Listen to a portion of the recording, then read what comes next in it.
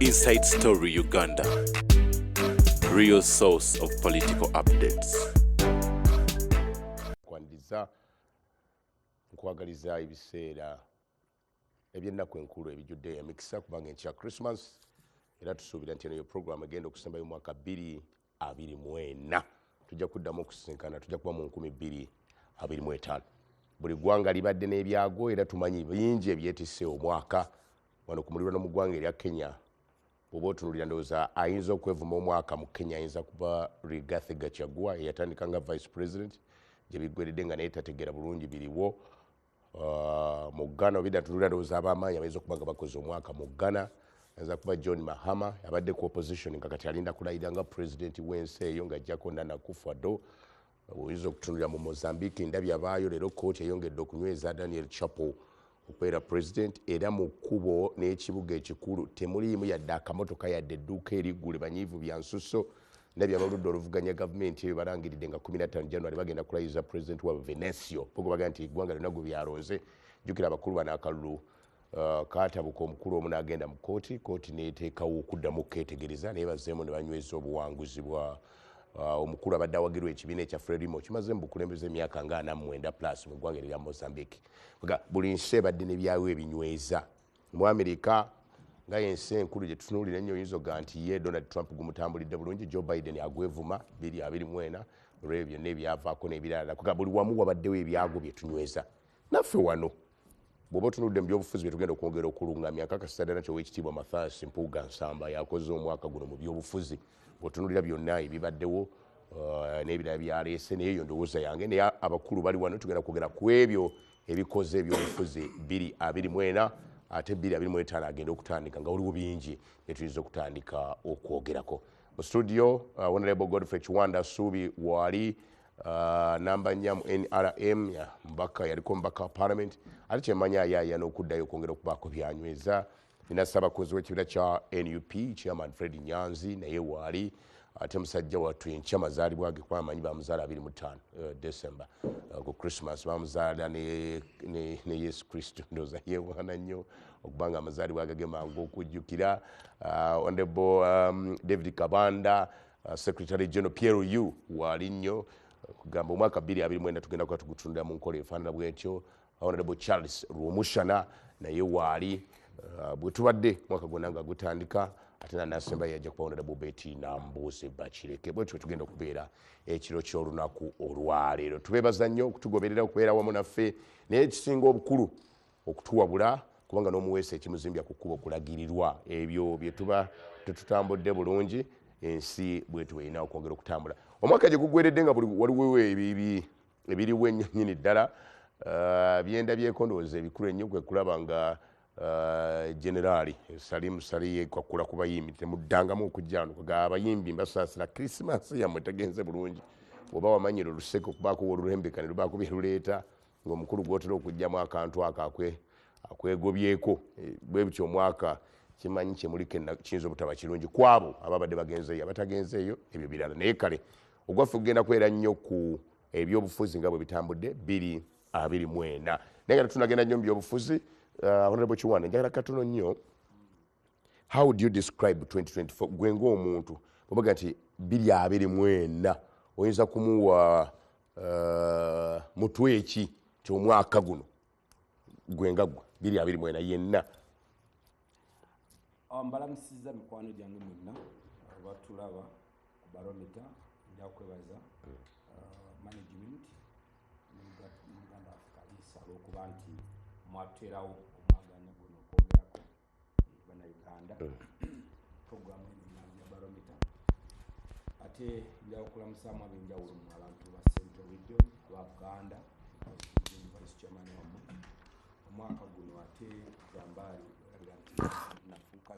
chairman wa National Consultative Forum omukago ogugatta ebibiina byonna mu Uganda ebibiina nga ebyobufuzi mu Uganda omukago ogugatta ebibiina byonna nga bwe biri 20 plus kati gwe Dr. Ruhana Rugunda yali ssentebe waago era nga chief of the National Resistance Movement kati nze ndiyo ng'omukiise era constitutionally okusinziira ku tteeka erifuga erya Political Parties and Organizations Act. Nze chairman akulira kati omukago gwonna. Kitalo nnyo twafiirwa mwanyinaffe yali vice chairperson wa National Unity Platform, Chala Mugisha yali vice chairperson wa National Unity Platform owa Western, era mu kiseera kino ky'abanyanzi omukago gwaffe gubanja ngenda kukomawo katono gubanja okuba nti tetunafuna muntu naye ngenda kujja katono honorable Kiwanda katono ngenda kukomawo katono kamala oku Sabakunzi NUP ulita mukama wange yendi munange obulamu bulamu nkuulya weepikira ekifo eyo era tuli basanyufu nnyo twagala kukwaniriza mu kibiina kyaffe kya National Unity Platform officially agambye ayagala kunnyaniriza omuntu ayinza okugamba naye tubaza nnyo ekiseera kyekyo kyayingira dda yingirawo mukasa meme Sebo njagala okwagaliza amazaalibwa amalungi olunaku lw'enkya. 2024 kati tunatandika kulaga wala gwenga gwe mu bumpimpi oyinza mwogerako oti. Ekisooka neyanza okumpita nate ku programu eno eŋŋanzi. Bannaffe mwenna batulaba ne bannange benna ku programu eno. Katonda mulungi okuddamu tusisinkanya ku lw'ensi yaffe. Banyabo ne bassebo mwebale kwagala ggwanga lyammwe, mwebale okuwangaala, mbasabira mwenna mumaleko omwaka bulungi. Naye abavuga ebidduka muvuge bulungi tusobole okumalako bulungi omwaka guno gubadde mulungi. Nze ekisooka zambali ndoza programu eno omutwe guleese tuli mukola evaluation y'ebyobufuzi biki bye tuyiseemu emabega omuli achievement ne challenges, naye buli omu waali walabira enjuba n'omwezi. Nze ndi mu kibiina kya National Unity Platform ne munnange Honorable Namboze tukoze omulimu okulaba nga tukola byonna ebyogerwako, obuli bw'enguzi, okukunga, okuyingiza abantu mu kibiina, okukola ebintu bingi nnyo, era bannayuganda okuwandiisa abantu ab'amazima bayingiza mu kibiina ne tubawandiika n'obawandiika ebitali by'abano bannaffe. So ebintu bingi nnyo byendaba bye tukoze mu achievement. Era omwaka guno tugulabye ng'emmanduso y'ebyo ebitutwala mu maaso. Ngenda kukomawo mukulu Daudi Kabanda kuwaniriza nsanyusa okulabako weebale byonna nebyekola 2024 eno ng'olamusa kuba tuwuliza oyinza kumwogerako ki katono? 2024 tegubadde nnyo omwaka gwa njawulo n'emyaka emirala gyonna gye tubadde tubeeramu, kubanga muzaaliddwamu abantu era ne wabaawo abafa. Waliwo ababaka ba palamenti betufiiriddwa nga ba NRM twaviibwako National Vice Chairperson waffe owa Karamoja Honorable Moses Alepel, twaviibwako Minister Mateke Sara Nyirabashitsi, netubibwako ababaka ba palamenti abalala. Nolwekyo ffe mu palamenti eyo omwaka tegututambulidde bulungi naddala okutuviiriddwako bannaffe. Naye ekifaananyi ekyo kyotaddewo awo ssebo, ffe nga aba MK Movement omwaka guno tweyubula ne twewandiisa nga Patriotic League of Uganda mwaka guno, era twakufuna rwale gaggadde tabangawo e Masaka ogijjukira. Bannaffe bwe bagezaako baali balina mobile rwale okugezaako kwenkanankana eri gye twakolayoko, bagijja Kampala negendayo. Era mwaka guno gwe gumu ssebo, mukama wange General Muhoozi Kainerugaba bamufuula CDF, Chief of Defence Forces, aduumira amagye, ne bamwongerako n'obuyinza awo obulalalala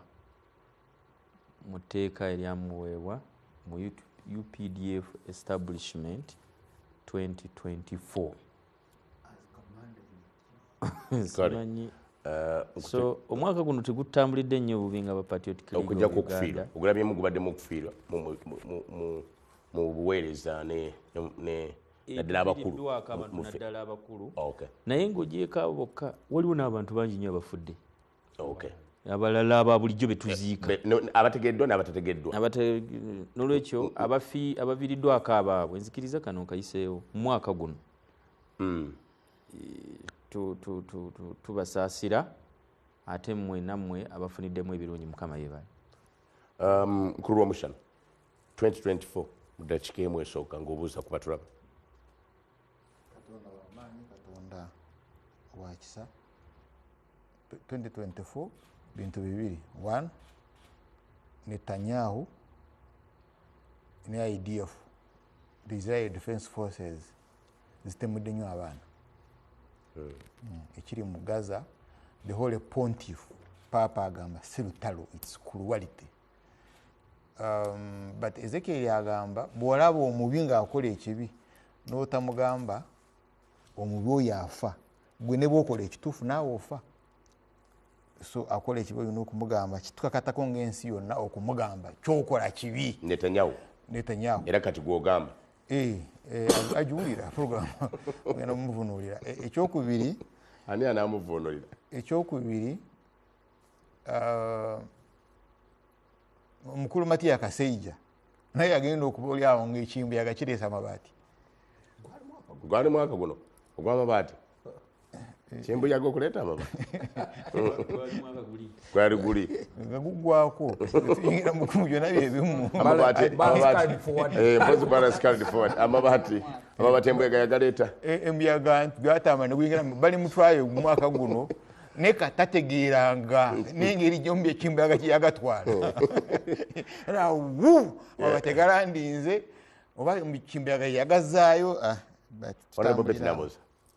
nkwaniriza nkulamusiza webale byonna mu ddakiika emu bweti esooka 2:24 n'okulamusa ku batulaba. 2:24 yagenze ne mutabani wange Dennis Batte Bukanja,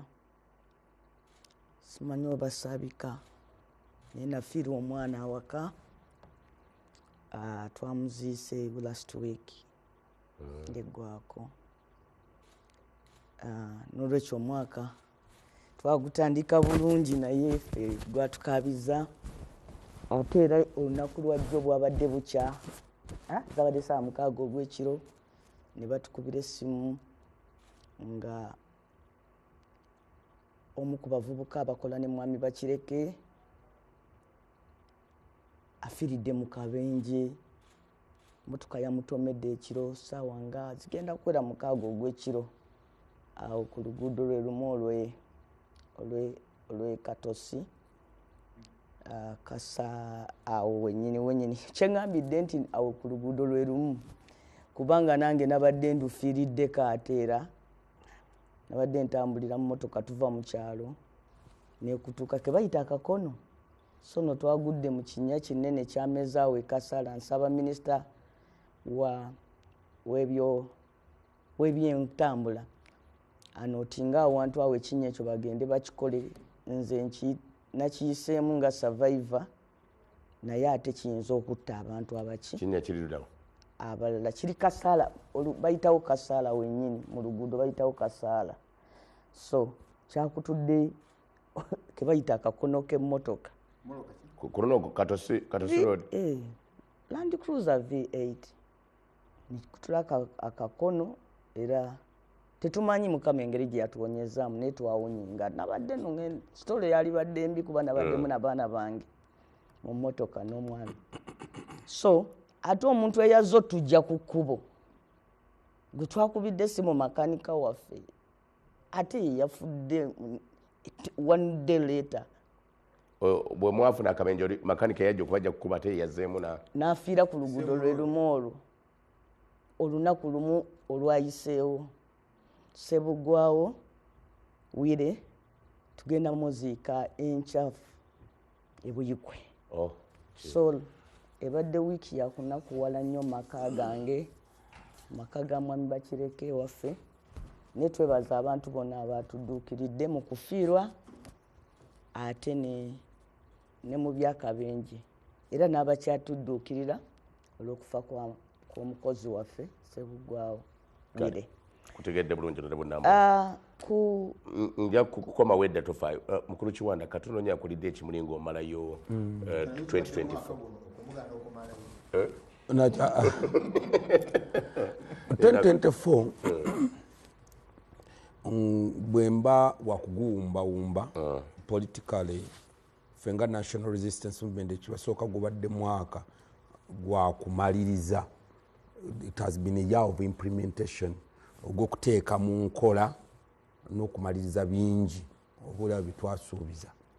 Gubaddemu ebintu bingi bye twali tumaliriza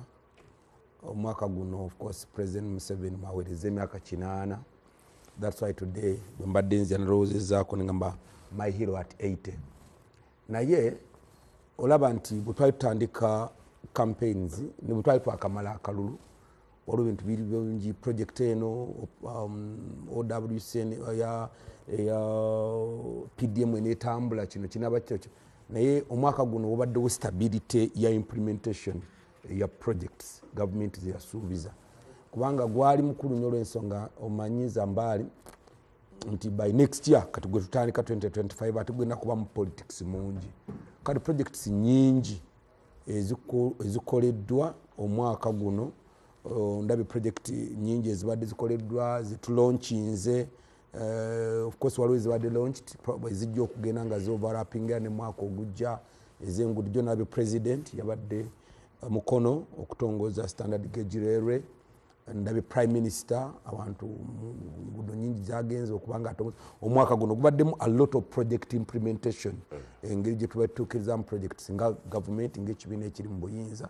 Era ndowooza nti bwe tunaba tufunye ekiseera okuva 2 wanunga gwako paka maybe mwezi nga gwa 6 tujja kusobola kwota zine 2 zinagenda okugwako project ezisinga nga government tujja kubanga tuzikozeeko. Ate engeri gye tugendamu nti guli so political then tulina nnyo okufuba okuba nti nno bye tulina okukola tubikola mangu ate nga tetunengera mu kaseera kali akakasameme. So nze omwaka ngutwalanga it has been a year of project implementation. Kale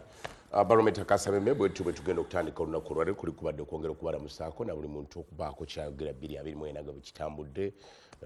Ndowezera ebyamaziga tebyebulizayo kubanga Honorable Kabanda abyogeddeko, Honorable Betty Namboza abyogeddeko, Lwomushana abyogeddeko, wadde nga ye ekisinza okumuluma be baana naddala omukulu Netanyahu agambye basinza okutirimbula ennyo mu lutalo olwo lw'omanyi nawe lwobadde olondola, naye okufa kubaddemu nnyo kyokka n'abo abafunye obulamu n'abafunye ebirungi tusanyukira wamu nammwe. Ate kakati tuke tuyingire mu kasameme w'ebyobufuzi ono omukulu Honorable Kiwanda gwayogeddeko wa 2025 nga bwagenda okutandika. Ntandikirawo Charles Lwomushana. Katuyingira ng'ebyobufuzi katwagala okutunula ebyobufuzi nga bwe bitambudde byonna 2024. Kiruwa ky'osukkulumya mu byobufuzi, kiruwa kyoga nti ate kino wadde tukiraba kibadde mu 2024 naye kyakwongera ddala okutuuka ne 2025.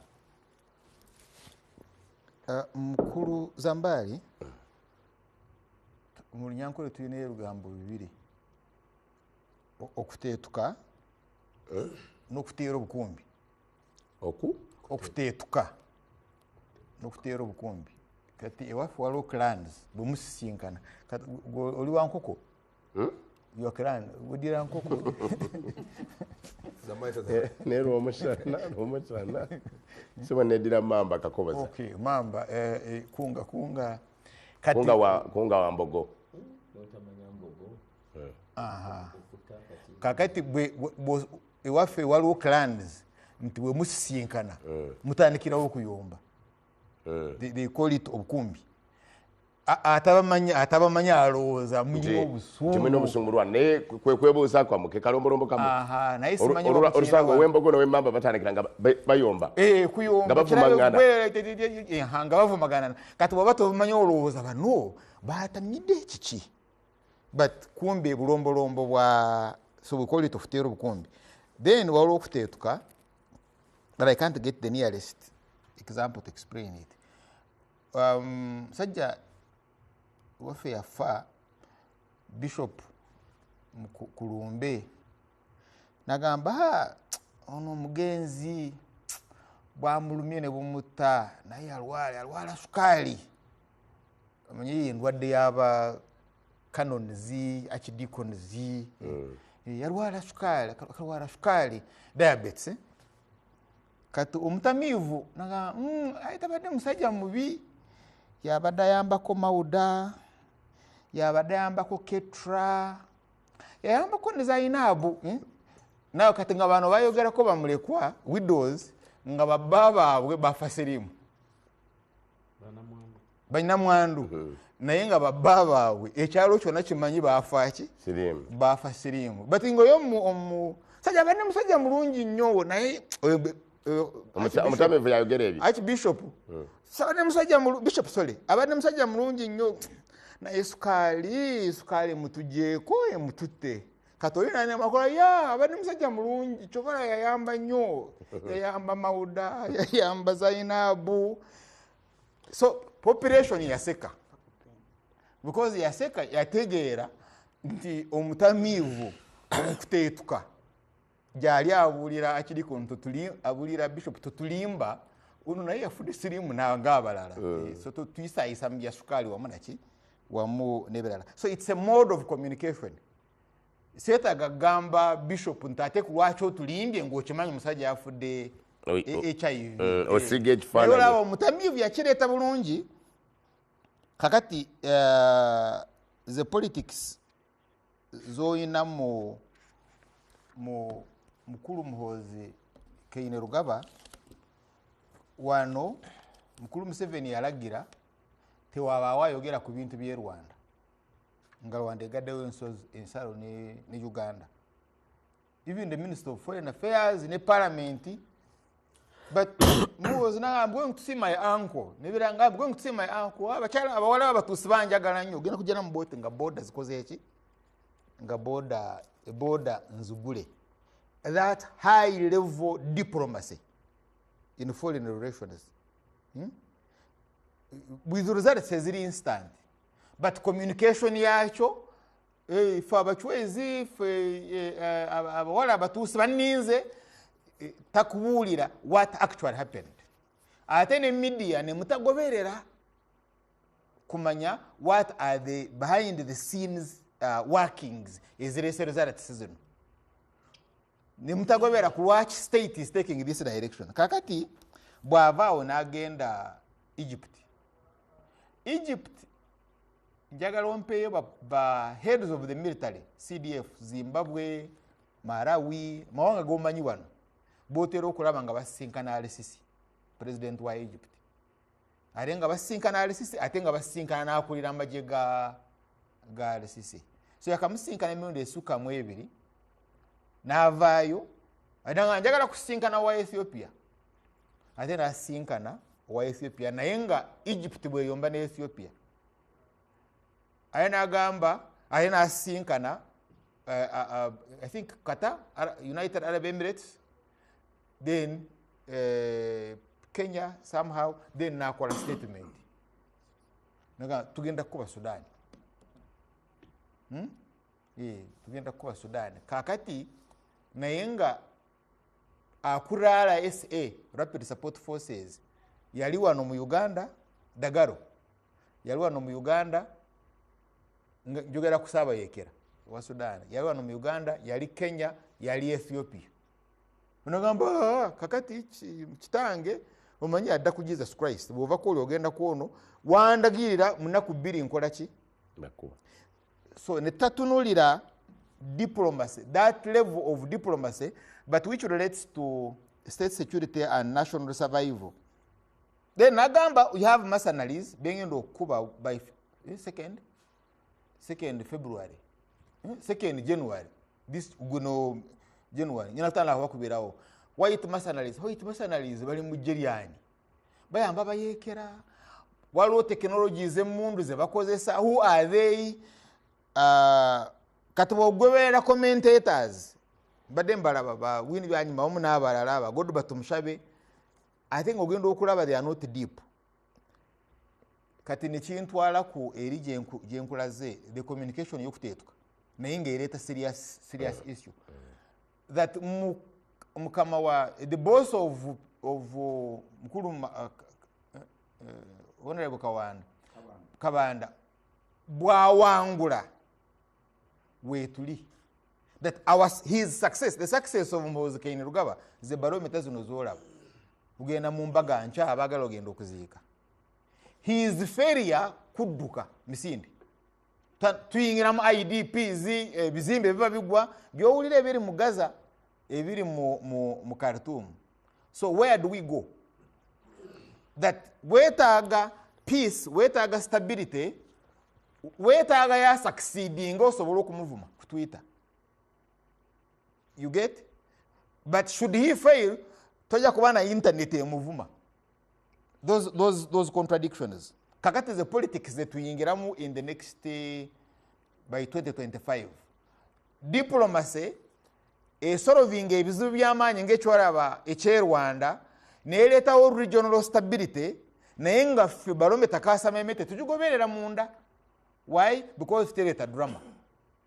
Tuli mu politics za drama. Then newabeerawo politics endala ezikyagenda maaso. The politics of PDM,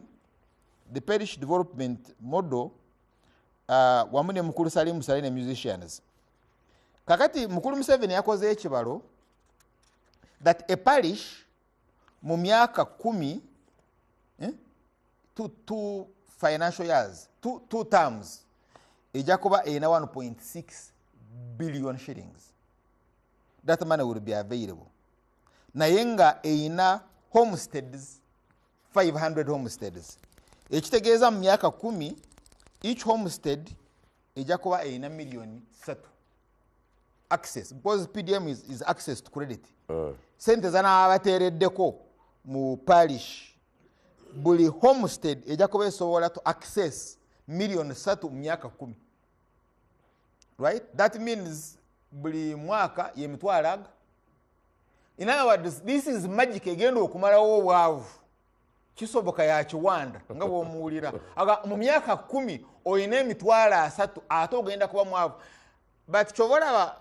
abewaffe mu kyalo balinayo ekibiina bataka kweziika. They contribute money, they save money to bury themselves. But wogenda okulaba zo ate ze balya mu kweziika is in millions because bala emitwalo 3. Kyola Mukulu Museveni waba alambula atunulira obubizi najangu bwati. Lola ono emitwalo 3 etagula etafiiringa na full tank. So nayo modo tugenda kubeera nayo mu kakati bwe yabadde mu the same model. Naye yagayo banazikosa obulungi asobola okubongerako mu myaka 15.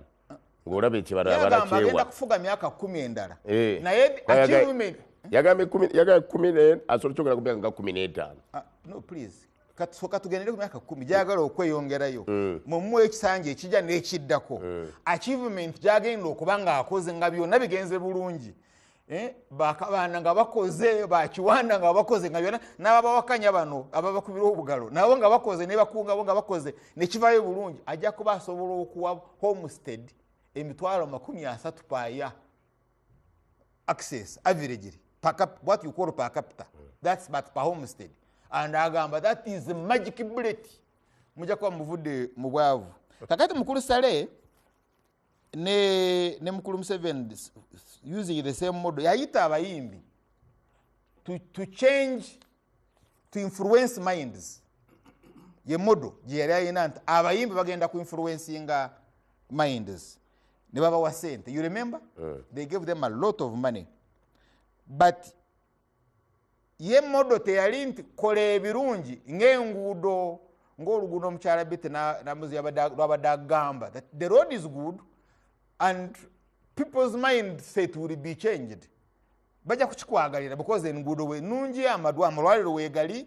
amasomero weegali. Balo agamba engeri gy'ebitone bino katunoonya abaana abayimbira the lullaby. Now bana abayimbi bo bakitegeera bulungi ne basalamu ne bagenda gulu ne beebaka. So Mukulu Salim Sala agambye owaaye kati nange nkoye munveeko kati akyagamba munveeko mukama we ayabawa sente n'agenda embali aba amalaya mbadde mugamba kiragamba naffe twagala zaffe kaakati kyembadde mbabuuza PDM ezabamala mumanyiganye there is a way you know one another naye yababuuza details sijja kuzireeta wano ku mpewo but bamugamba iye tumanyiganye there is we network nagamba okay kakati namwe babawe so the question now is how will Kiwanda agenda okuzigaba no them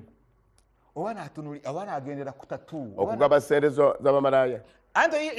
yagambye zibatera mu ssako yeye ababuuziza jimbere mumanyiganye nagamba iye tumanyiganye kati yababuuziza details naye mumanyagana mutya because namboze yatambulira baba iri abayine sapuli baba inaki wabeerawo maka womanyira loga oyo wa olabona yana akantu ku mukono bayina maka zaabwe kakati bali simanyi bayina maka ki teyababuuziza nagamba okay sentence staddewo now question is on implementation Kiwanda agenda okwetikama gutyaga sente ogatwala abamalaya kati agenda kubabuuza kikakati wolemerwa abayimbi ne bajja ne bakulumba egulu ne beebaka nogamba koye so kati lindako guno omwaka ng'ogugwako ojja kubeera salimusale nga gaba nange nkoye bamalaya muddeyo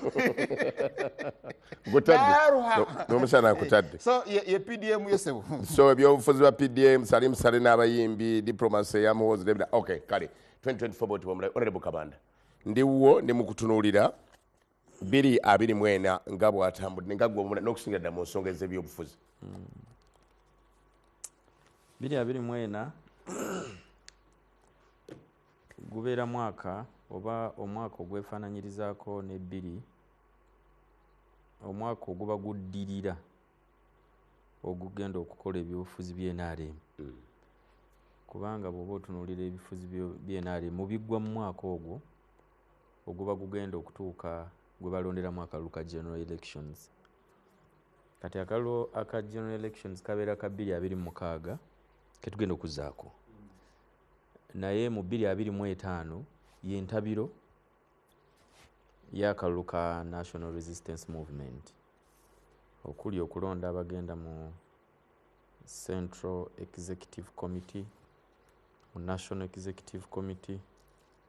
mu national delegates conference district executive committee ba flag bearers ab'enjawulo ku mitendera gy'NRM n'okwetereeza wano ne wali kubanga bw'oba teweeterezezza naddala mu mwaka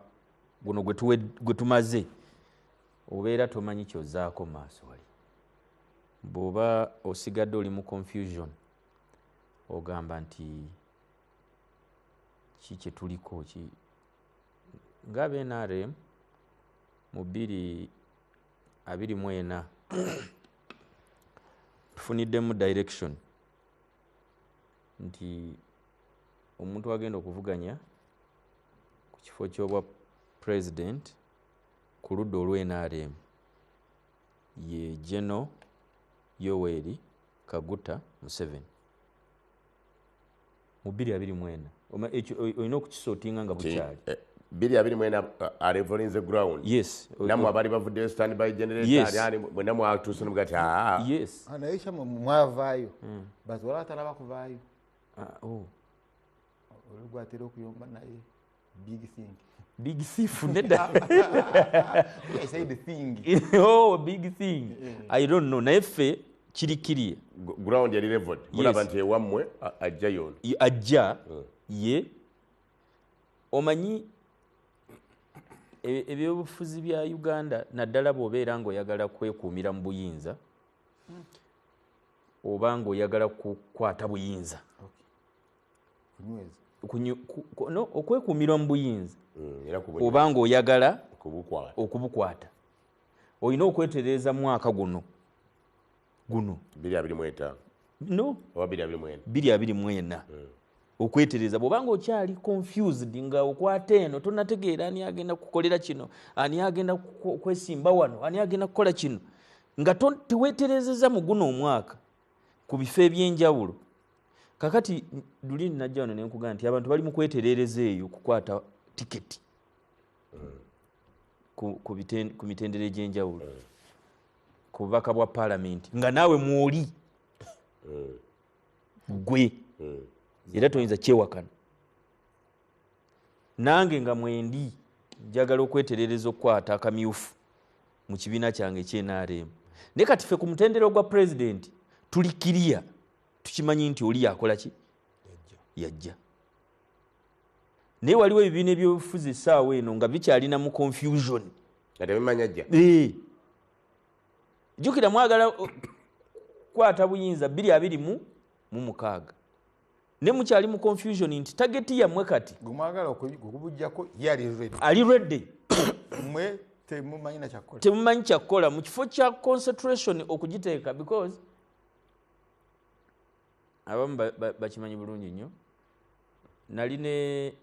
ne honorable Frank tumwebaze nga ndi ne honorable Jim Muhwezi I think oba ne Rose Namayanja nyembuza president nimugana naye concentration ng'ogitadde nnyo kwa mama Mbabazi talina bululu naga nti gwe okyali muto mu byobufuzi tobitegeera bulungi amama Mbabazi bwe tumuggyako amaaso atoola ku baffe beenaalemu tulina okusooka okuba musuuza bw'akuggyako 20% n'agitwala Besigye n'akuggyako 36% kiba kitegeeza bakoze 56 gwe yiyo 50 plus 1 togikoze eki bwe muddayo mu Iran abambabazi balaba kisoboka bagenda wani wa Besigye tusooke tutereeze bano abaffe tubakomyewo bw'otunuulira ebibiina by'obufuzi ebyenjawulo kaakati ebigezaako okuvuganya ku pulezidenti mwatukola kale wali mu lukiiko kale bw'otunuulira ebibiina by'obufuzi kati ebigezaako okulumba pulezidenti Museveni bemuggyeko entebe concentration yaabyo teri ku Museveni gwe baagala okuggyako ki bali mu kulwana bo bennyini tebalwana kugamba nti nno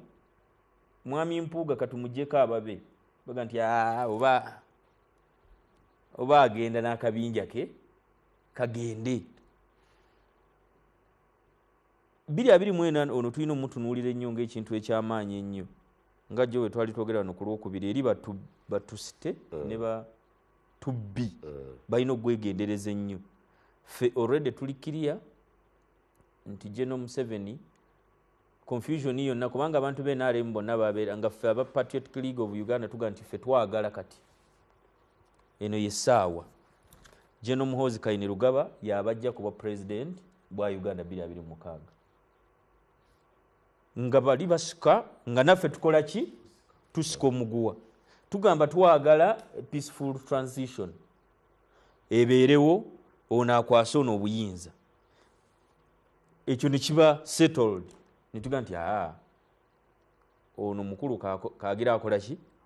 agenda maaso n'enkasi ng'agivuga eyo ye 2024 erifa aba National Resistance Movement era tuli kiriye ekyo omuntu yenna takikulimbako mwami Zambala buli bukundi obwali buvudde bwonna obwali mu buzikiza 2024 ffeffe nna baatuzikiza ne basetolinga ne kitambula kakati tumanyi nti naagenda okukwatira National Resistance Movement ebendera iwaali Central Executive Committee ng'etuula ekyobe yagamba 2021 and beyond kati naye batuweetagako standby amasanyala final wegali anti era ekyo kyembadde nkugirako ne standby naye mwagijjako kyembadde nkugirako kati nti kati ebyo byonna nga tumaze okusetolinga buli kimu kyonna ne tukola UPDF establishment 2024 yes kitegedde standby weeri ne tukola UPDF establishment gwe yani CDF gwali olabyeyo ng'aso alina capacity promoting omuntu ku ranka ya Major General division so UPDF mwagitawula mbala bukorokoro kana yeri mbya bufuzi na mujinyikama olaba ono kugambye ne standby generator jeri ekola ejeye duduma ekola yaka sogoreke kati UPDF nayo standby generator okay mwagikwata bukorokoro ne mujinyika buli weddu kana yo neguma bajja kukumma kaadi olwawo kwetegereza namu byenkugambye libukulaga nti ne standby generator naye ekola wankubadde twagamba nti 2026 nti muzeeyi tambuza naye ate ne standby generator ekola ki eduduma weeri naye bannaffe abaate abagamba nti no muzeeyi vaako bo bennyini n'amasanyalaze yakatekuli ate ne standby generator yennyini tebakola ki tebalina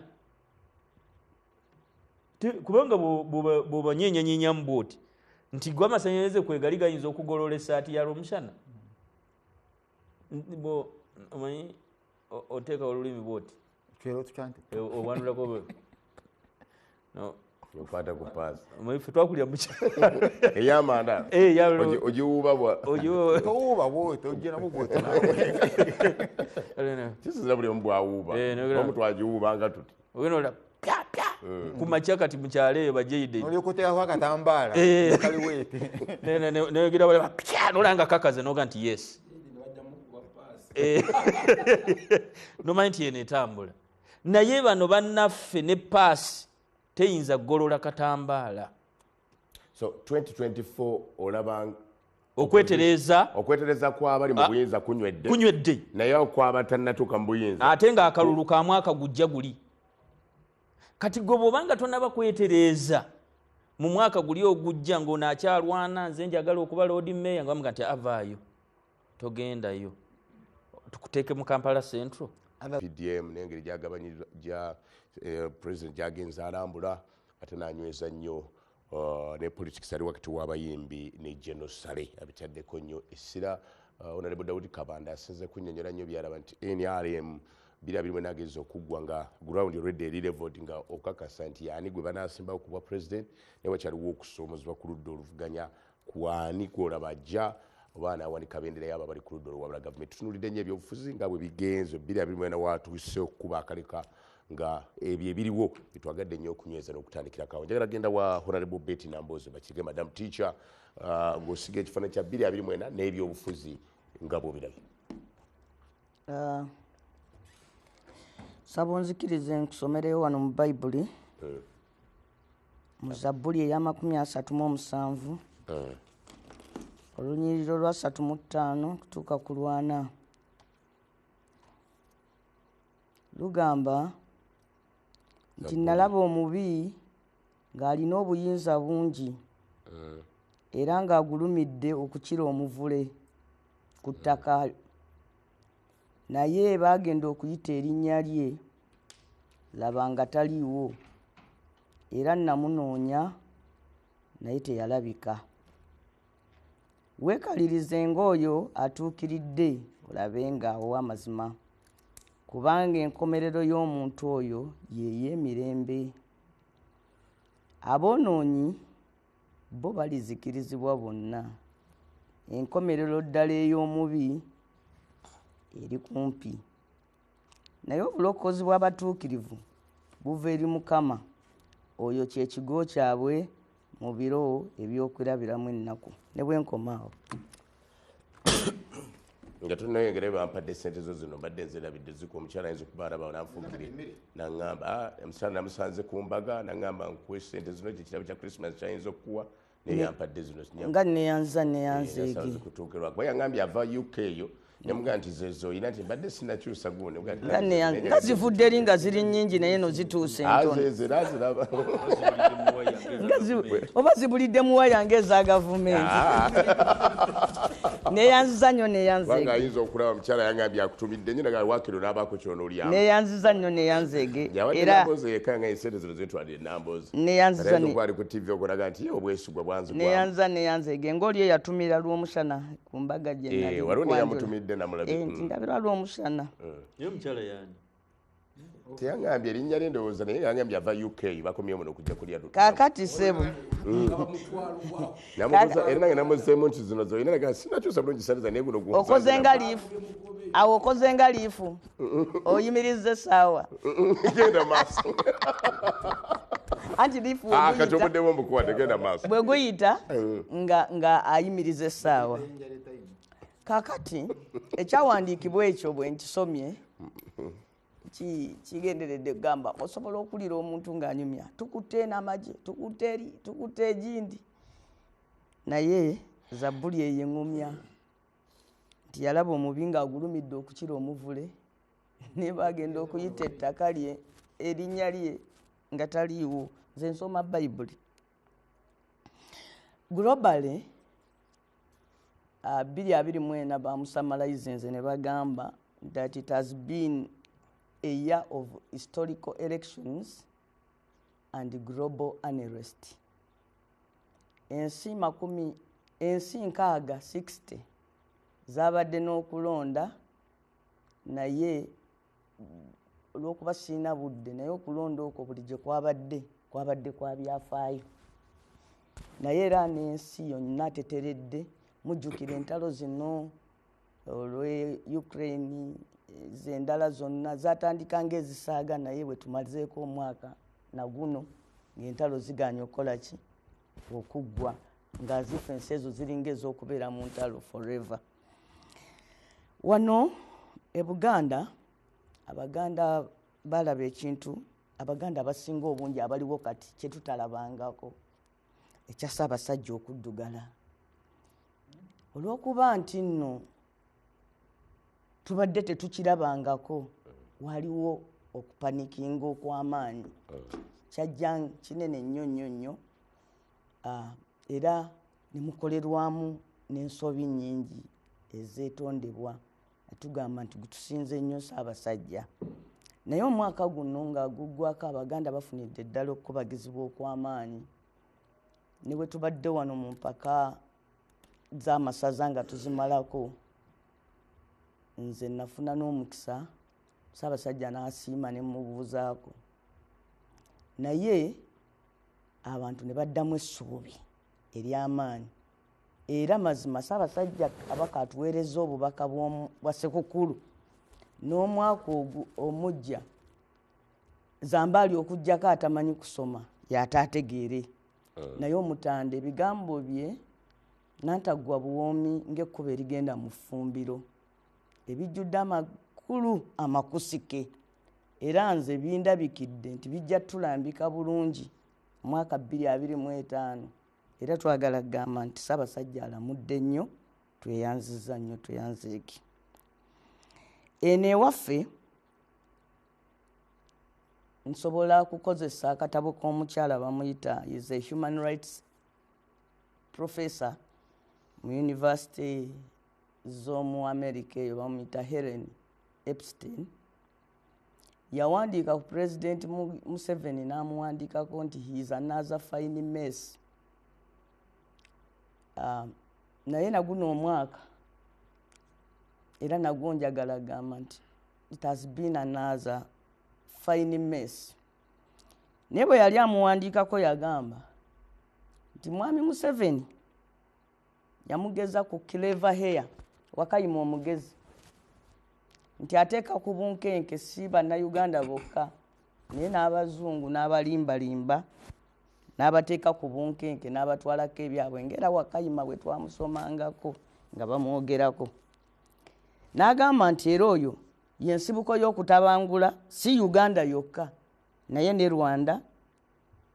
Congo, Somalia ne Southern Sudan. Ngono omukyala yawandiika. So omwaka guno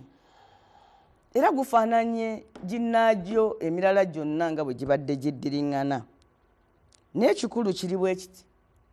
President Museveni yaludde eddaaki n'akkiriza nti awezezza emyaka 8 emitongole. Ewaffe eyo waliyo omusajja mukulu bamuyita Mbuga, Katonda amuyambye n'akaddiwa n'amagezi ge, alina emyaka 86 naye anyumya nti Mwami Museveni mu kibiina gye baasoma yamuli emyaka 4 mu maaso. Mbuga wa 86 alina emyaka 86 naye anyumya nti bwe baasomera Museveni yamuli emyaka 4 mu maaso. Ebibiina oba emyaka? Ebibiina bina mu maaso. Gye emyaka 4 mu maaso ng'amuli ebibiina bina mu maaso. oba Mbuga ye yasomanga mukulu ng'ata Mbuga bw'omulabako musajja mugezi era anyumya nti mbulamu bwe taddanga mu kibiina. Mbuga yanze kulaya tandika osanga mukulu nga Museveni muto. Wamulabye oyo eyazze okweyimirira Besigye. Namulabye. Yanyumya emboozi eyo. So Mwami Museveni mu guno omwaka Mwami Museveni yajudde eddaaki nakkiriza nti awezezza emyaka 8. Mu myaka 8 ne bwegaba maka g'abantu, abantu baba batandika okwogera ku kuwanyisa era obuyinza buba bukyuse mu ngeri emu oba endala zambaali. Newe mubeera eyeeka obe ne wabambula omushana obe waaba akabanda, ogenda okulaba ebigambo bye balinza nga taata nga kati babirinza kabanda asalewo. Kakati ekyennaku Uganda etambulanga maka so si nga ggwanga. Mu ggwanga muba mutandise mu kibiina ky'ebyobufuzi ekiri mu buyinza okulabikamu bannabyabufuzi abalala ab'amaanyi. Mu ggwanga muba mutandise okulingizayo bannabyabufuzi abalala ab'amaanyi. Kakati ate bano baserebuletinga nti tetulina gwe tulabawo. Ekyo nno we kibaawo awantu wonna kiba kipointinga ku anarchy. Ekifo ky'okuba nti eggwanga liteekebwateekebwa for transition. Eggwanga and continuously so in 2024 kibadde consolidated nti lyeyongedde okulaga nti twetegekera succession. Era ab'omwoyo omutono amangu abalaba omuti nga gugulumidde omubi nga agulumidde okukira omuvule batandise n'okusinza. Uganda eri wansi republic eri abantu abajja mu bukulembeze si olw'obuzaale abagamba bakabaka baffe nti mudde ebbali tubeere n'abakulembeze abalonde be babeera accountable eri bantu. Kati mu Uganda under a presidential arrangement mulimu omulangira alinze nga nno talinze lwa magezi masufu kubanga bukyera enkya n'ayogera ebigambo n'aboogezi ba gavumenti ne babula ne kye bagamba nti kati agambye nti enkya tujja kukuba Sudaani y'e Katuumu, kati agambye enkya tujja kulumba Congo, luli agambye enkya tugenda kulumba Kenya, Asitu Saawa agambye gwe muduumizi we yaliko ow'amagye genda oli abeewammwe, Afubutu Saawa agambye gwe ambasada wa America sikusanga waawo, naye nga mulangira alinze kakati mwabali mweyo embeera. Mugamba maama omulangira alinze nga ebigambo nga byayogera tebikwatagana. Kakati abatamwagala ne balyoka basuulawo bye basuulawo bye sijja kwogera olwaleero. Kale omuntu bw'alaba embeera eyo yeebuuza Uganda bwafuuka bwakabaka. Kati bano abasajja ba kabaka abamulya mu ngalo kyova owulira nga bayimba abasajja ba kabaka ffe tumulya mu ngalo. Naye bagamba nti mu gavumenti bwe zityo era ono Helen Epstein yakyogera yagamba nti ekiryewuunyisa gavumenti ya Uganda y'okusinziira bye yalaba oyo profesa nti bweribeegwa egenda kusebengerera nga ye Zimbabwe bwatyo bwe yalagula mu katabo ke. Naye omanyi abawagizi ba gavumenti balinga akasiisi ku kibbo. Ekibbo we kibeera ku mmeeza ne bwe kiwanuka ne kigwa akasiisi ko kaba kalaba nti kikyali mu kifo kyekimu. Kubanga batono nnyo wadde n'ababalinaanyi abamanyi ebigenda mu maaso. Mu 2023 Kabanda yali wano ng'aboggola ng'asamba ne ku ttaka. Ngozi ateekwa okubeerako ku ballot paper. Kati agambye ffe twamaze dda kandidate tumulina kwegamba naye yennyini kye bamugamba leero kyayogera enkeera. Tomwewuunya wiiki ejja n'akomawo ate n'ayogera biki birala. Bwe ntuula wano awali ono omwami eyatukiikirira mu CA Aishada mpulira ennaku n'okwekanga nga mpulira abantu baserebuletinga okugwa n'okusaanawo kwa ssemateeka ng'abantu baserebuletinga ekya UPDF okufuuka a department of a political party. In fact ne political party ya NRM tekyaliwo. Kiwanda wuuyo eyo gyagamba gyali musimanyi mwani gyakulembera alliance simanyi biki. kwerogoza n'okuma olubugo naye nga lubaale mubbe owulidde nga lubaale mubbe bimeka bye bakyatuulako nti no bammemba baseeke baatudde bamanyi wadde ekigenda mu maaso owulidde gweosobola okusanga nze bw'ojja wano ku mulyango gwa NBS ku Tuesday Kiwanda wuuyo ayingidde ne Kabanda wuuyo ate osobola oga nti Kabanda oba ye Kiwanda kubanga yayingira n'obuyinza obungi yayingirirako ebitiibwa ogenda okulaba ebitanda tyani ayitawo nti Kabanda nga kuliko bano balupemba balina emmundu eziriko obusepiki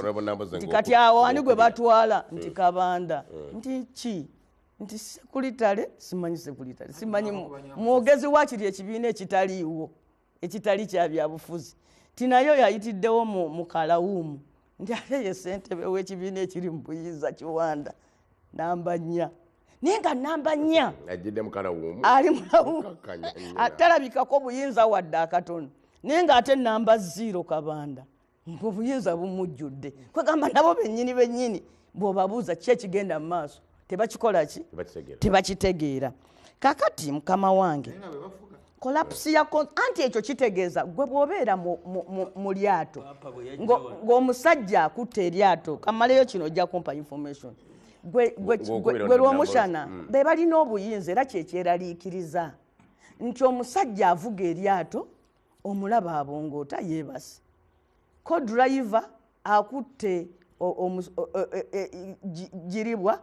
asima mu lyato ekituli kakati gwali omwo owewaane bagobyeko kapiteeni ow'amayinja bamutuuzizza mabega ate eyabadde azze ng'omusaabaze mu lyato gwe bagambye kati gwoba olivuga ng'okuba endulu ng'ogamba gye tugenda tulabayo kyemmaliriza nakyo ky'oba onzikiriza mu ddakiika emu nti 2024 akakasizza okusaanawo kw'amasiga 3 nze ndi mu paalamenti ate nali ne mu paalamenti eyaggwa eno yakusatu paalamenti gye mbaddemu mu bujjuvu but I don't feel the parliament muguno omwaka ne petition gy'otute n'ogamba oba matter of national importance tekyafuna answer olabanga parliament etali bw'ogenda mu kooti kooti kati bw'olaba amaanyi ga court martial nabadde Luzira nga kumpi abantu abaliyo nga court martial yebasindiseeyo bangi okusinga abasindikiddwayo kakooti ka KCCA omanyi kakooti ka KCCA kekabadde kasinga osindika abantu eki akakwata abatembeeyi abo bwe bateruzira naye kati abaliyo abakooti martial ennaku zino bajuliridde okusinga abakooti yaki ya KCCA naye ne bw'oba olaba baminisita nkugambye nti bw'olaba Kabanda osobola okulowooza ye vice president nga ne executive yennyini tekyaliwo 224 ono oba omutunuli munnange nno nze nga sinabagenda ku 224 nga bwengirabye njakitinga ku bigambo 2 byempulidde wano ekigambo kya standby generator omukubi yakinyonyodde naga nti eyaka ne standby kitegeeza eyaka amasannyalaze gavuddeko ate generator alina n'abalina ogikuma so sirowooza nti yatandise okwaka kubanga enjaka yaayo Honorable agyogeddeko ayogera ku Sudaani ayogera ku ambasada ba America so okwaka kwayo tekulaga nti ddala eyaka naye Honorable n'aleeta ekigambo ky'omulangira alinze kyempuliriza ddala mu bwongo bwange nga tekijjira ddala mu ggwanga lyaffe lyemmanyi obulungi ne gye tuvudde nkakasiza ddala nti nekyo Honorable Namboze nkugumya ekyo tekisoboka tewaliwo mulangira tewali mulangira alinze wano bano bennyini bajja tuyamba beekube eno muzeyini bwava bajja tuyamba beekube tulina kugenda maaso nanteekateeka eriwo kubanga buli akahindo tafira byayogera naye Kabanda byayogera olabira ddala nga ensi yaffe eri mu buzibu walina okubaayo abantu abalinga ffe ab'enteekateeka ennuŋŋamu eri eggwanga lino ekyo ngenda kyogerako ku nsonga y'enguzi nenge gyemugenda kakati era bwe mbadde nzija wali wansi Kabanda mugambi muto wange vayo mpitewo nze ndi free ng'alina omusajja amukuumye igoze ne gundi y'abafuzi soja ne mukaba mugamba nti nange nze ndi free ne kanzo alina eddembe lyange mpitewo ngende ku program so aze ne bafuzi soja mwe zine ziwamba bazita batya so eno joji demba kitaba drone so ensonga y'okulowooza nti waliyo omulangira alinze kubyo bakuba abiriga amasasi ne bakuba they have shot very many people here on the street murders ezo teziru resolved ni pastor ali bamukuba ki bamukuba they have been killing political actors bintu byaba kakati bana aba opposition bote batya kusaba security bwe bajwa tebajagala why do they insist on somebody else ali vulnerable it's okay abakuba okitegedde ki obudde bwa chairman Nyanzi ntegedde information yo chairman I have made my statement omanyi teggwanga lino tulina okuzimba morals tetulina okusooka okuzimbira ddala ze morals esaawa eno ne bankuba essasi namboze yakeera wano nti olaba bakubye sekuritale genowono CDF ate gwe sekuritale waki ali eno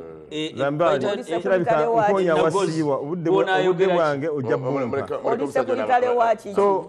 obudde bwa chairman Nyanzi so mukulu Zambali ekitali kyabyabufuzi ne ba comrade bannayuganda kyebalina okusooka okubeera nakyo bwe bugumu era bwe tugezaako bazimbamu n'okuzimba emitima emigumu nti n'okubakkiriza nti eno ensi yaabwe ebintu ebyo nebyogerwako omulangira alinze standby generator those words must be washed away ne tuba nga tuzimba eggwanga nga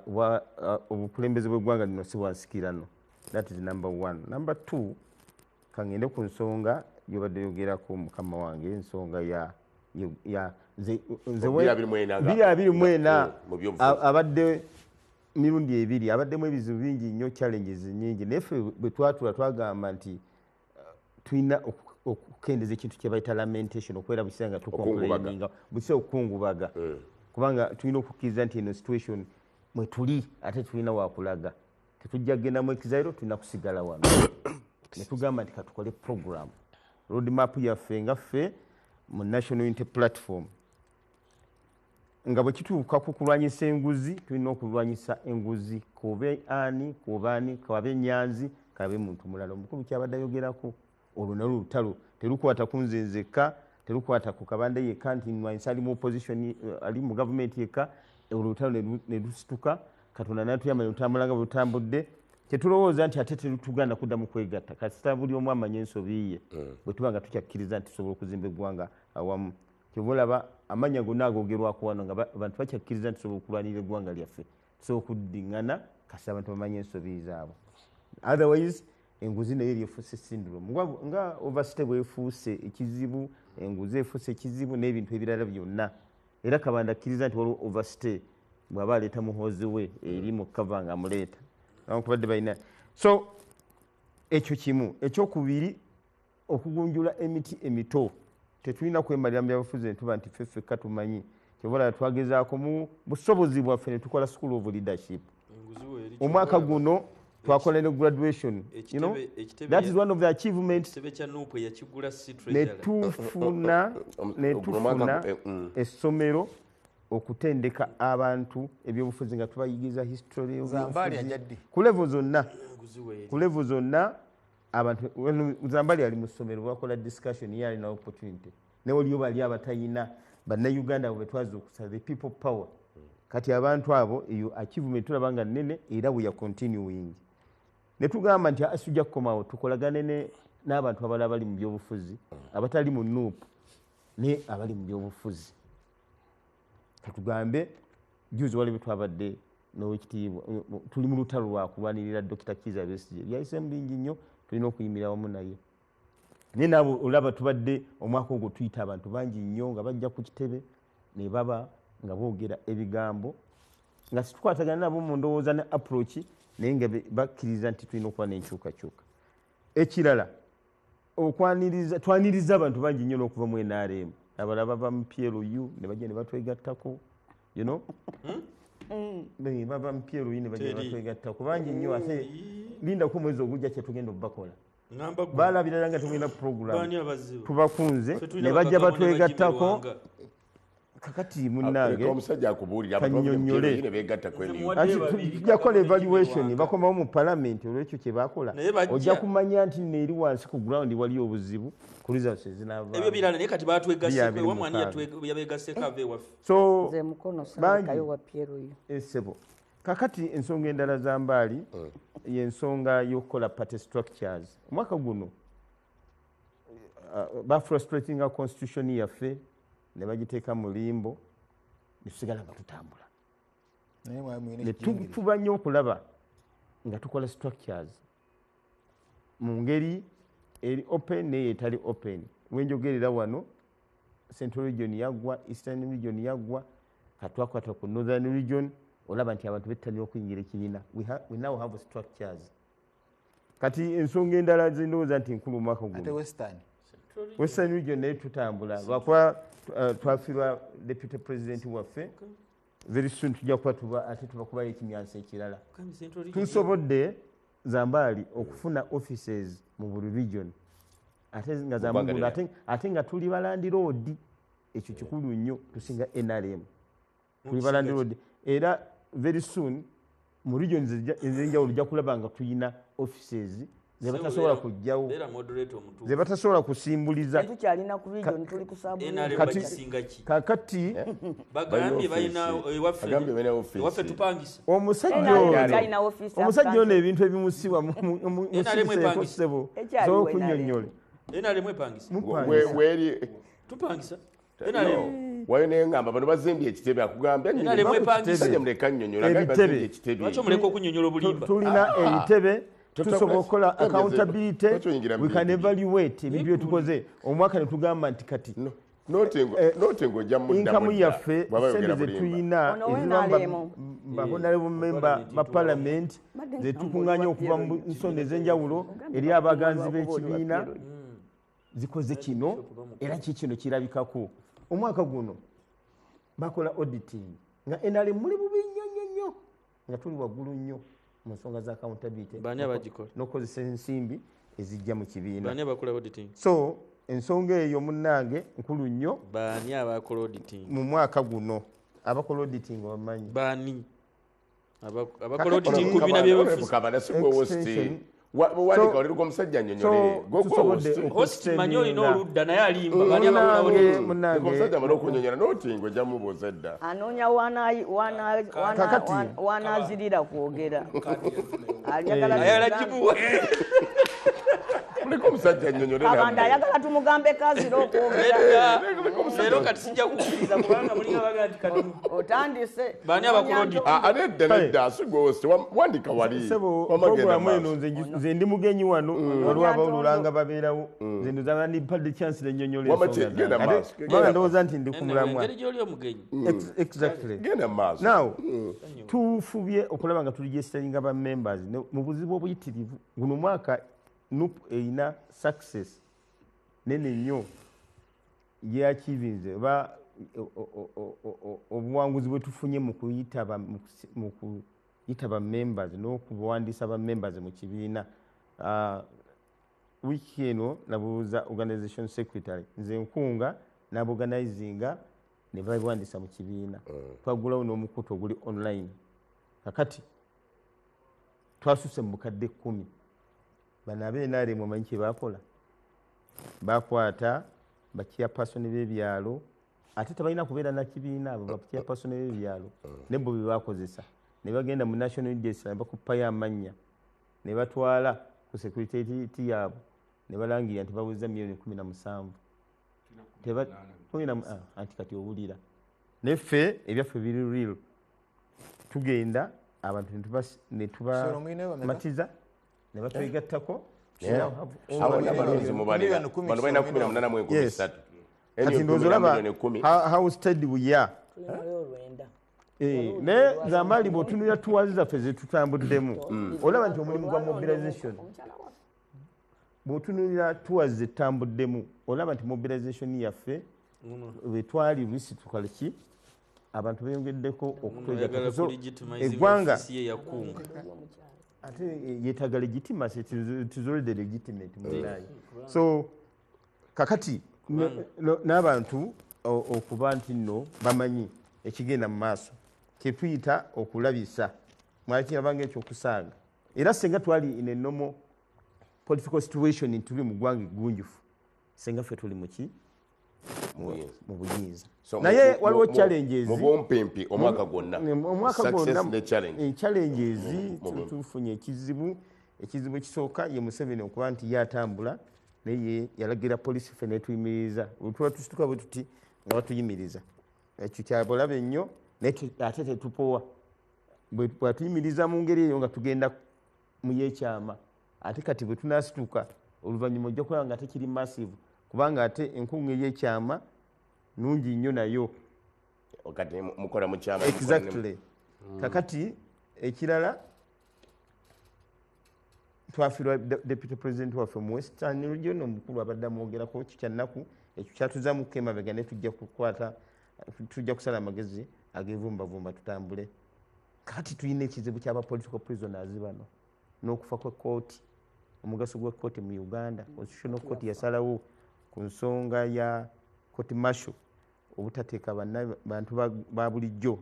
mu kooti yaabwe ekintu ekyo kiremye. It's a very big challenge bajeyambisiza mu byobufuzi naye ku saidi yaabwe ekisinza obonoona nti abaana bano bavaayo babanga kiri bakikozesa kuwona kibambulira ne bamala gakkiriza emisango gye bataakola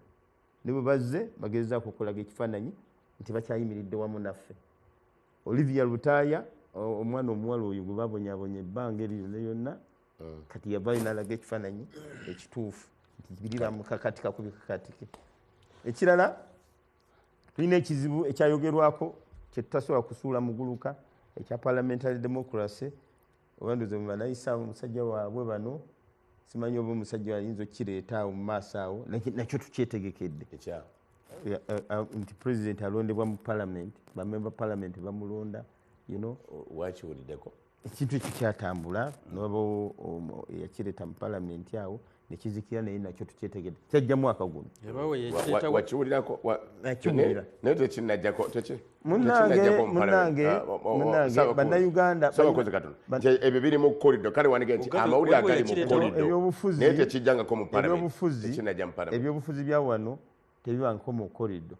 ngamba tekyo kibadde Museveni yavaayoko yakyogera mu butongole ate minisita mu parliament tekinajjayo munange mukulu Zambaali ombuuziza ebintu ebifa mu ggwanga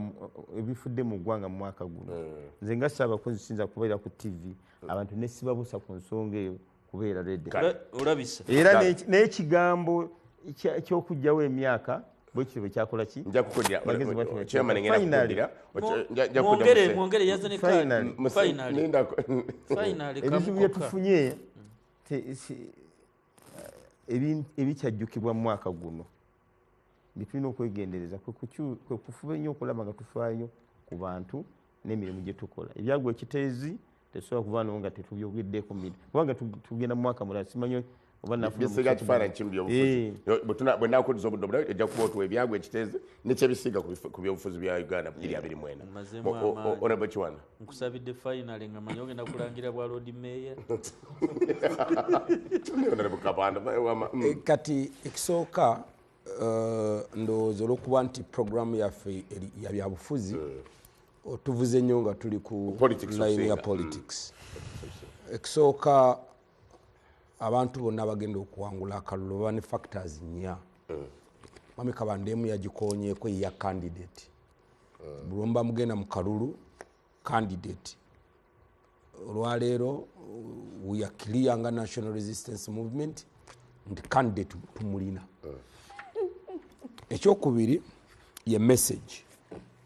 Obubaka bwe mulina kubanga temugenda bugenzi mu bantu ne balina okubanga mulina obubaka. Message. President Museveni ennaku zino zonna programu zonna zabadde atambulamu akulaga nti message yaffe ya National Resistance Movement weeri eri mu kulwanyisa bwavu mu maka kye tuyita household income era message eno etambudde. Ekyokusatu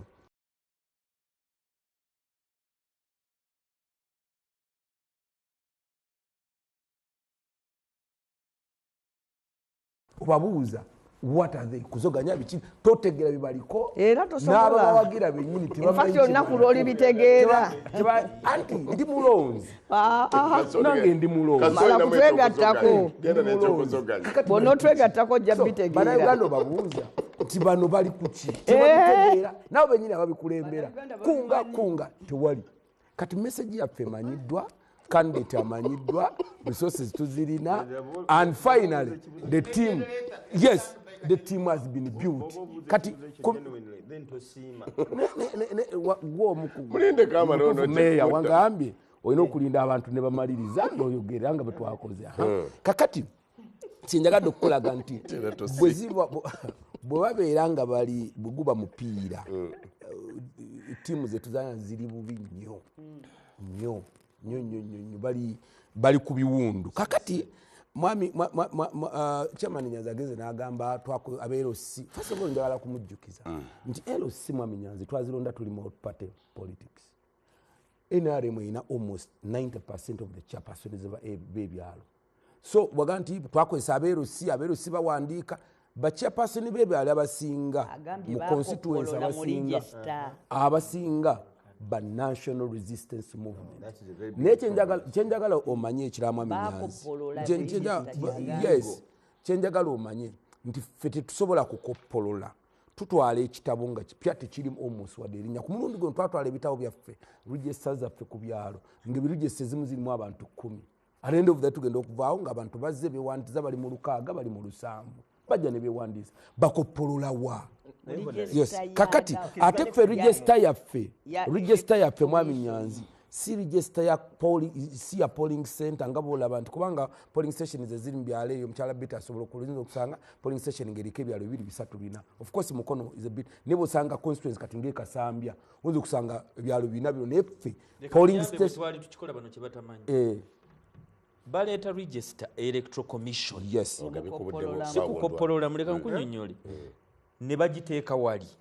bw'ojja ng'ozze kwewandiisa nga mulonzi wa memba wa NRM tusooka ne tukubuuza oli mulonzi owelectoral commission oba tugenda kukuwandiikira bwereere wano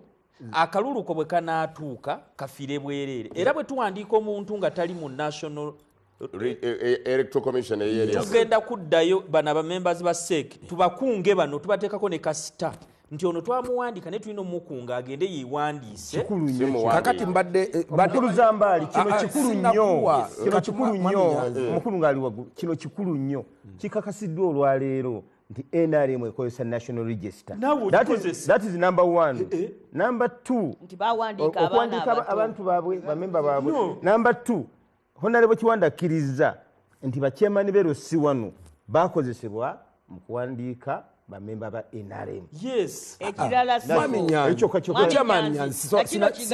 sina kipeto ekirala nti bawandiika abaana abato ekisooka mwami Zambaali namboze yavaayo ddamu NRM aluddeko naye ono Nyanzi tubadde naye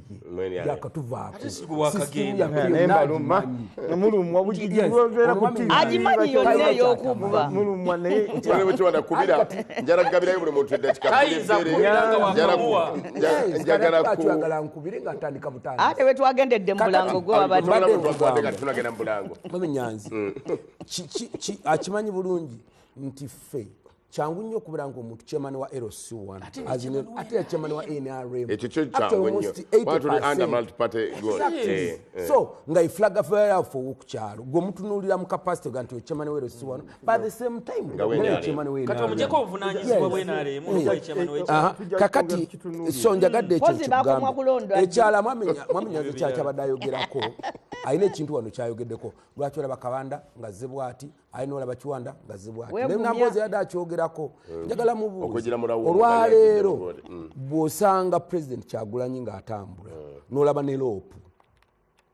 Lopu ng'alina emmotoka emukulembedde eggula ekkubo nedda emabega ya poliisi kati oba olowooza nti mu kiseera ekyo kati Lopu afuuse mukama wa President Kyagulanyi so nga tonna kitunuliza eno waffe waliwo so akasiriikiriro kutunuliza kanene nnyo. tewali so kubanga byagezezza kakati temugenda mbyeyo tosobola kusanga kakati, Kyagulanyi party- simwe mwagamba party nti atambula ne registration pikipiki n'ebirala. 12 simwe temwali naye wano nga nti ezo za kati kyetwogerako si pikipiki noona ze nabaabo naye kyetuba twogerako tugamba gwe ozze wano Honorable Kiwanda abadde summarizinga baganidde ne Summary. kusulyangu Sigaze in summary simanyi betta lwayo agende dda okusirika in summary ebintu ebikola obuyinza n'okuwangula akalulu national resistance movement byonna bwe twogerera tubirina kyenjagala obasaba kiri kimu mu abaana aba NRM kwe kumanya nti kati ekiseera kye tugendamu kwe kutandika ati kati okweteekerateekera ebifo ebirala ekisooka twagala nnyo okukozesa reconciliation naddala mu Buganda twafira almost constituency 25 mu central region because of multiple candidates osanga omuntu agenze mu kalulu akamyufu ate bamwangudde akomyewo kati kyetwagala okutandika okwewala era abantu balowooza nti nuupu y'amaanyi naye nuupu yasanga abantu ng'ojja kusanga ogenda mu constituency nga okimanyi bulungi chairman Nyanzi totuuka mu constituency nga Lugazi ng'olese candidate omu nga ffe tulina 6 and you had to hit us bwotuuka mu constituency nga Kasanda South nga ffe tulinayo Mwamisimewo tulinayo Sulampya ng'ate gwoleesa omu ebiseera ebisinga bwogenda Mwami Nyanzi bwogenda ebuvuma ekyatukubisa era ebuvuma nantumajja mukyansubuga najja kati gwe n'oleeta bafuna bumeka gattemu tulabe mukyala nsubuga afuna obuluka 5 yali gundi mukyala nantume nafuna obuluka 5 omutwalo gumu 12 owa nupu n'awangulira ku kalulu 9 nga bw'ogatta obulu buno bwombi tusigala NRM tulina constituency 20 obwa nupu bwe bwaliweza ogumu n'ekitundu ne bw'ogenda e Lugazi buli alonda independent abako NRM kati kakulage beti nti ne bw'ogenda e Lugazi that's what happened ne bw'ogenda Enjeru that what actually even Kiboga we divided our vote kyetulina okumanya kiri kimu ffe kyetulina okumanya kiri kimu I don't know why temusirikako kati kyetulina ffe okumanya nti ffe we are ready tuli ready oba kyekibadde naye nze bwe mbatunuulira kubanga as of now kakati oba tulina kubanga ebikyaliwo tomanyi who's coming ani alaga wano nga bwe mukwalaze naye emisingi gyonna egitutwanguza akalulu n'okutwala okuteekateeka mumizambali nze jagadde kutegeeza nti we are ready for 2025 ate era nga Mami Kabanda bwe yagambye nti akalulu konna newankuba tukogera 226 but actually the real vote is 2025 kuba mwe muli primaries mwe muli byonna wali mu 2026 tugenda kulangirira bulangirizi ng'ekigenda okuwesa ng'ennaku z'omwezi 4 omwezi ogw'ekkumi January Kaguta Museveni tumwandiisa ng'ennaku z'omwezi 4 October bwe tuwandiisa January Kaguta Museveni mudakiika buli muntu nkweta kika 2 kwandaba eddakiika sigaza nti natenda leero njagala kumaliriza makwayi nkyatukeera mu misa Christmas lunaku lukulu nnyo nnyini ddala mukulu lw'omushana mu ddakiika ze 2:25 tusuubire ki kakati nga sinagenda mu 2:25 mpulidde wano mukulu Nyanzi Fred ffe twewandiisiza kati tulina miliyoni 10 n'aba NRM bewandiisiza balina miliyoni 18 kati ani awangudde nga kuliko abaana abato please bali bagambye bawandiika abaana please bampale eddakiika 2 bano balina 18 bali balina 10 naye abamu bawandiika abaana they have explained to you bw'oba nga wabulayo emyaka 2 kulonda akalulu 26 omuntu wa 17 ajja kuba alonda that is simple logic gwe wangula otya nga tulina logic kakati ekyokubiri tubadde ne 18 kyekisinga obwo tubadde ne floods kyabadaabuuza tubadde the environment management of our environment the protection of the environment tugikutte bubi nnyo ky'oba olaba tubeera ne floods tubeera n'amataba ne gakutula enguudo ne gakutula drainage systems ne gakutula bridges entindo nga bulwale olw'Ekatonga ate sirabawo enkyusa mu nkola kulaba nti tekigenda kuddamu actually it's even going to be it will be worse. Then tuyinayo endwadde contagious diseases nga mu bukambwe zisinga ne covid ziriwo kati mpox eyemu but walimu n'endala bazoogerako ministry of health ezoogerako luli twayingira mu ggalo but kati kiringa balinga batulese mwefeeko, we don't have data, we don't have serious surveillance system. Then netwabona endwadde endala musajja yankubidde message nga yankubidde esimu nga mbuuza oba nyina bwemmanyi mu Cancer Institute naga nyina ekizibu nyina omulwadde yeetaaga musaayi but kakata ate bano balwanyisiza corruption tewali na kagaapu wosobola okubako gokubya ekikoyo n'akuwa omusaayi kati embeera mbi nga yite ekimuluma bajjewo enguzi gyabadde that line ebadde eyamba n'obako gwogize n'akuwaayo lita y'omusaayi n'otambulirako kakati nayo bagise bali bagamba sijja kukuwa kakati oba yagala musaayi genda olabe minisita oba ogenda olabe permanent. So 2025 mwekengedde obutonde tetunnabukwata bulungi, waliwo n'ebirwadde ebikyajja ebyobufuzi. Politics ezijja is going to be politics of violence. Okay. And mukuru Kabanda first and foremost bakongera security obeewo bino yabano nkuvuddeko guno Saalongo Gamulengejja ogambye abaka teboogedde ku kugaana regional seating kikyo kitegeeza mu byobufuzi ndowooza obudde badde butukutte tobuuzizza Mugerwa George W tobuuzizza mukulu Chairman Nyanzi lwaki balwanye nnyo obutalo obutonotono ate nnene ne bazeerabira kati gweze mwaka mulaba bali ku butalo obutonotono ne baleka President Museveni omunene ne balwanisa Mpuuga ow'ebitaano kale binajja kubyogera kangere kasuke wa mukulu Honorable Namboze mu ddakiika ebbiri. Yes. Kyenabadde njagala okumaliriza nakyo ku 2023-4 kyekyokuba nti nno wabaddewo obulamu bugenze waggulu nnyo, high cost of living. Abaana bangi tebasomye, abantu bangi balwadde nga balina tunda byabo ogenda mu malwaliro, abatalina kye batunda ne bafiira awo obumbule. Omukulu ono ayogedde ku kansa, waliwo endwadde ezitaali common naye kati ezifuuse so common mu bantu. Naye ebyo byonna njagala kubizingako bwe nti okusinziira ku nteekateeka eriwo ku biteekeddwa, I can say that the country has been set up for anarchy. Nti byonna ebikoleddwa mu Uganda biringa ebiraga nti tugenda mu katyabaga. Wabula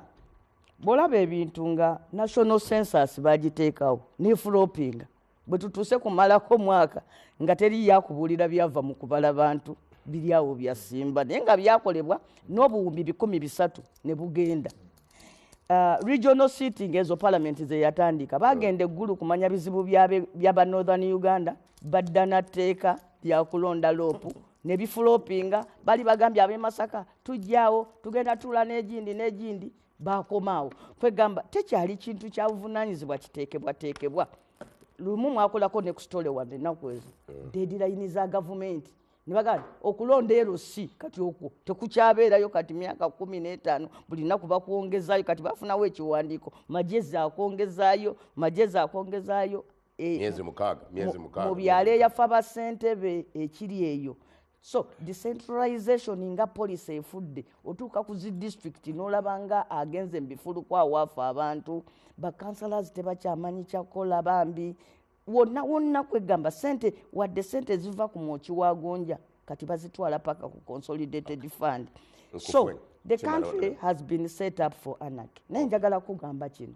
nti mweyo embeera ate Katonda mwakolera kyekyansomesezza ekyawandiikibwa kiri nga tutandika. N'olwekyo nze Mukama Katonda 2025 agenda kweraga nga bwali ow'amaanyi. Honorable Kabande Teacher George William n'agamba nti bannabyabufuzi temwerabira mwayogera waliwo abagamba mutubuzaabuza waliwo abagamba ye Teacher George William waliwo abagamba nti tetujja kwesimawo nga reform tezizze era kati awatali reform mugenda kukola mutya mu 2025 ate ng'okulonda alinda ajja kiraba kyetugenda okukola abeere mugumu ajja kiraba kyemugenda okukola zadi reform tezijje. Okay. ajja kiraba Sebo nzikiriza Haji Aruna Kasolo ngambye mbatumire wano kwali alaba asinzidde kyotere era bannakyotera abalamusizza amukunkumula omukono abaagala nnyo era bw'anaamaliriza emirimu gy'akola essaawa yonna ajja kubanga akomawo atambuze puroguramu ze nga bwe zirina okubeera abatumidde naye byosoma nga sibiraba nzaakulina Aruna Kasolo naye gwe kikutunuzanga mu notisi zange kiki yakupanga nnyo ate bakupanga nnyo objective noka wasoma Kasolo kigambo kigamba Kasolo akomawo omusajja wa notisi zange gwe olingizayo bwoti ofaaki genda maaso mukulu Kabandu. ekirala ssebo waliwo akabuuzo wano kosembyeyo okubuuza lwakuba weerabidde abakulu bano nga twakava mu kalwa akaggwa mukulu yayimirira n'aga nti abamawule bankootinze bubi Museveni tetuyinza nti twamuwadde omwaka Museveni tetuyinza kumuwa wadde omwezi nga yakyafuga Uganda yafuga era okukakana baawunzika bagamba nti nze pulezidenti wa Uganda owa ddala bwe baali ebweru ne baga nti obeera wabwewussa okwetaba mu kalulu nga Museveni baalonda okukakubiriza era bwe bakyakakubiriza wiiki ewedde eyo mpulidde balangirira nga bagamba nti Museveni I am coming for you kakati simanyi oba abanaakakubiriza ku luno be baabalonze gwe tokiwulira ekyo tu I'm coming for you gwe mpulira tokiraba enjawulo abagamba bali abaliyolooza nti balwanyisa nguzi transparency na accountability byebaagala naye byali mu kamwa ka president wa National Unity Platform n'agamba nti ye yatuma muganda wo ono ali wano okugenda okugula ekizimbe ettaka awali kati ekitebe kyabwe yika etawereemu ku buwumbi 5 naye ng'ate ekibiina ekyo kirina National Treasury era yamugamba nti nakugamba ogende ng'owonyera ng'oyambadde element naye oba abantu bakutegeera batya naawe walimba bano be bali mu kulwanyisa obuli bw'enguzi era abasuspendinga ne deputy president w'ekibiina kyabwe nga baga nti tewaliyo transparency accountability n'ebirala bingi nnyo be baagala eggwanga tugenza okuwunzika mu kiseera kyekimu ng'abakulu bagamba nti omukulu bamusondera emmotoka bullet proof naye tetundubulirangayo fundraising gyeri bullet proof ka Museveni nagisasulira emisolo simanyi oba Museveni yagisasulira omusolo naye ebbaluwa nagirabako ng'eragira nti emmotoka ye emuddizibwe yaga nti ba Canada tobiraba naye kyamazima yo yagyegulira kati twebuuza ye atatya bano abaga nti nno kubanga ono agenza okujja wano alina aba foot soldiers 12 ayina ne drone temwogerabye security z'abannamu nze badde boogera ku byange ngo badde tofayo olwokuba kaadi yaffe togyagala ate yaziwala nnyo Nyanza ayina drone sogedde ku security yo ogedde ku buyinza bw'olina ate zanambuuza akola traffic jam ono akola traffic jam naye ayina ebyokwerinda bye bw'olina abasirikale be abali mu leeya anti ejje mugambye babeera nabo kakati kati omuntu wa bulijjo gyetulaze muvudde ku mulamu banaye nga mmaliriza mukadde wange tulina babusaale kuba ejje mwali njagala kugumya abantu baffe nti balina okwawula ba comedians mu byobufuzi n'abantu bali serious mu byobufuzi 226 we tutambulidde okumutuuka kati we tumutunuuliridde abantu buli omu yenywereza mu kafooke kanaalya mu kafooke kagenda okuwangula MP to stay kubanga kakati ono alwana na bwa road mayor CMP to decent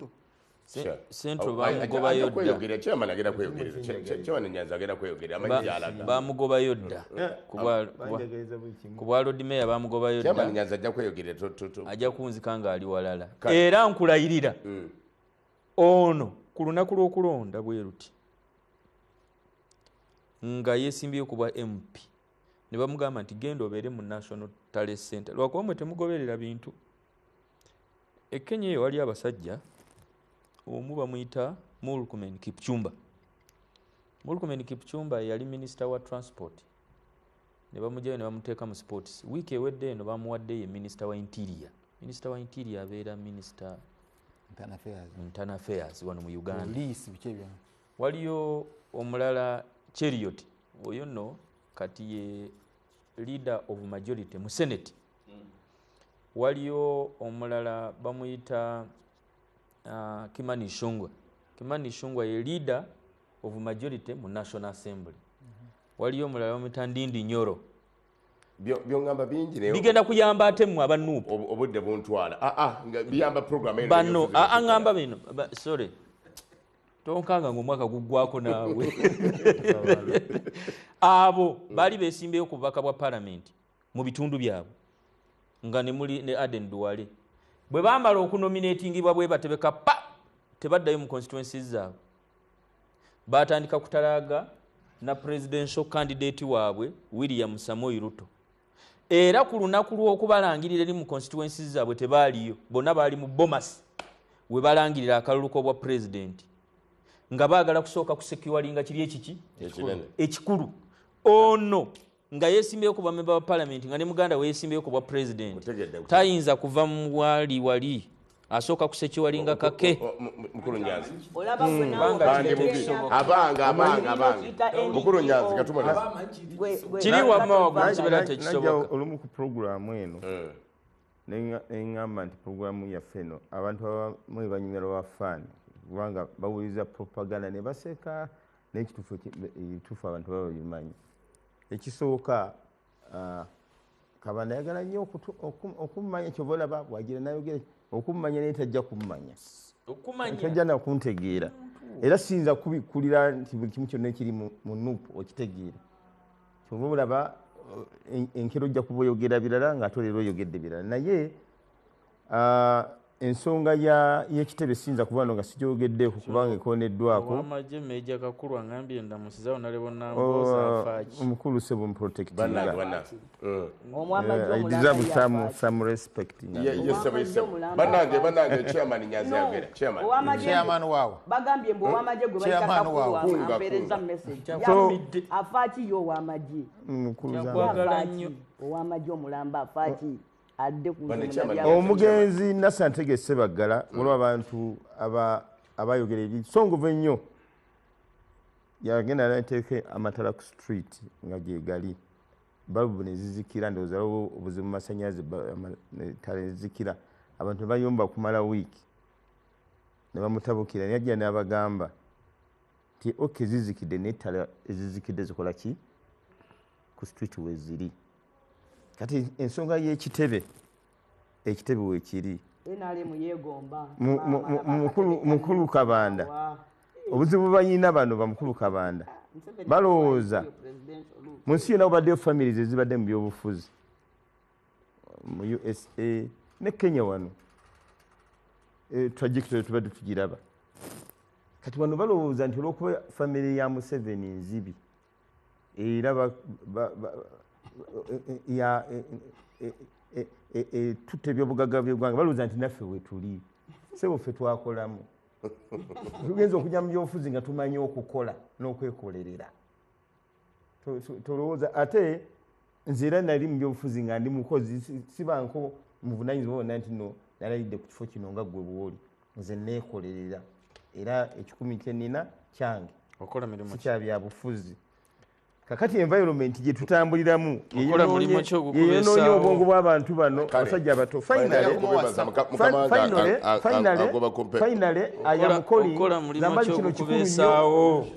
kino kikulu nnyo munnange mukulu Zambaale